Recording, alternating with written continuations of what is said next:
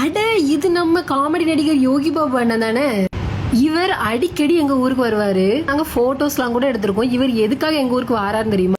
புகழ்பெற்ற ஸ்ரீ விஸ்வாமித்திரர் முனிவரை தரிசிக்கிறதுக்காக தான் எங்க ஊருக்கு வராரு. அதாவது திருநெல்வேலி மாவட்டம் கூடங்குளம் பக்கத்துல இருக்க வித்யாபதிங்கிற கிராமத்துல தான் இந்த கோவில் இருக்குது. இவரை தரிசிக்கிறதுக்காக தான் பல பிரபலங்களும் வந்து தரிசனம் செஞ்சுட்டு போறாங்க. இவர் ஒரு மகா சக்தி வாய்ந்த பிரம்ம ரிஷி. இவர் இழந்த சக்தியை மீட்டெடுப்பதற்காக தான் இந்த இடத்துல வந்து தவம் பண்ணாரு. இவரை இப்ப நம்ம எல்லாருக்கும் ஒரு சக்தி வாய்ந்த பிரம்ம ரிஷியா தெரியுது.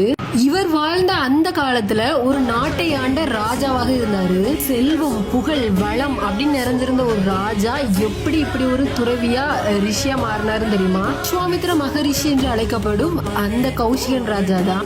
அந்த காலத்துல ராஜாக்கள்லாம் வேட்டையாட போவாங்களா, அந்த மாதிரி காட்டுல வேட்டையாடிட்டு இருக்கும்போது ஒரு குடிசையை பார்த்திருக்காரு. அங்க போய் தண்ணி கேட்டப்போ தண்ணிக்காக போன ராஜாவுக்கு ஒரு ராஜ விருந்தையே ஏற்பாடு பண்ணியிருக்காரு அந்த குடிசையோட வசிஷ்ட முனிவர். இப்பதான் அங்கிருந்த பசு இருக்குல்ல, அதோட சக்திகள் எல்லாமே ராஜாவுக்கு தெரிய வந்தது. அங்க இருந்த எல்லாத்தையுமே சாப்பிட்டுட்டு ஒரு மன நிம்மதியோட நாட்டுக்கு போயிட்டாரு. அப்புறமா ஒரு நாள் அவர் ஆண்ட அந்த நாட்டுல பசி, பட்டினி, அந்த மாதிரி நிறைய கஷ்டங்கள், மக்கள் எல்லாமே ரொம்ப கஷ்டப்பட்டு இருக்காங்க.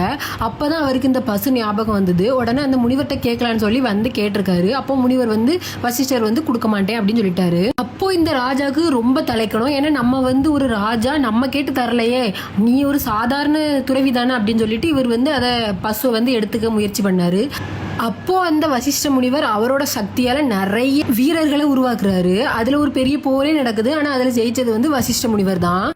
அப்பதான் அந்த ராஜாவுக்கு புரிஞ்சது, நம்ம கிட்ட இருக்கிற இந்த ராஜாங்கிற பதவியை விட இந்த முனிவருக்கு தான் அதிகமான சக்தி இருக்குதுன்ட்டு.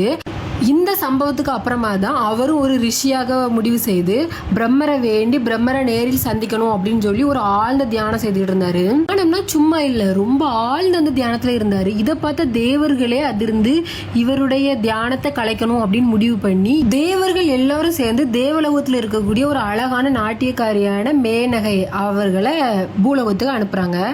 அதுக்கப்புறமா என்னென்ன நடந்துச்சு அப்படிங்கறத நெக்ஸ்ட் வீடியோல அப்லோட் பண்றேன். பாய்.